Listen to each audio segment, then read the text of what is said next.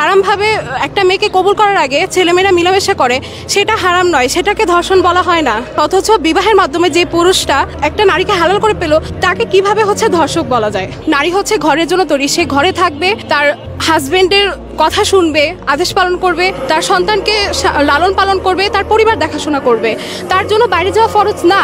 কিন্তু আজকে পুরুষদের ঊর্ধ্বে গিয়ে নারীদেরকে যেভাবে নারীর অধিকারের মাধ্যমে যেভাবে সমাজের অবনতি ঘটানো হচ্ছে, সেটার আমরা ঘোর বিরোধী। আমরা যৌন ব্যবসাটাকে শ্রমিক হিসেবে আখ্যা করব, এটা তো মানে নারীদেরই অবমাননা হচ্ছে। আমরা স্বামী স্ত্রী সম্পর্ক যাব না, কিন্তু একটা যৌনকর্মীদের স্বীকৃতি দিব, এটা তো হতে পারে না।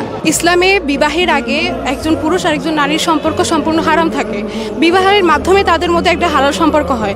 অথচ আজকে যারা রিলেশন করে হারামভাবে একটা মেয়েকে কবুল করার আগে ছেলেমেয়েরা মিলামেশা করে, সেটা হারাম নয়, সেটাকে ধর্ষণ বলা হয় না।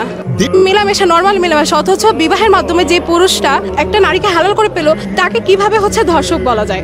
এটা মূলত মুসলিমদের যে আইন, ইসলামের আইনকে আঘাত করা। বিবাহ যেখানে বিবাহের মাধ্যমে একটা সম্পর্ক হালাল হয়, সেখানে কিভাবে এটা ধর্ষক হতে পারে?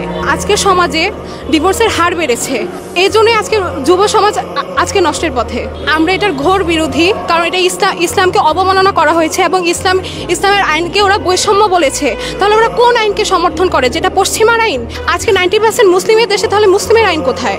অবশ্যই প্রথমত নারীদেরকে অবশ্যই অবমাননা করা হচ্ছে এবং ইসলামকে অবমাননা করা হচ্ছে।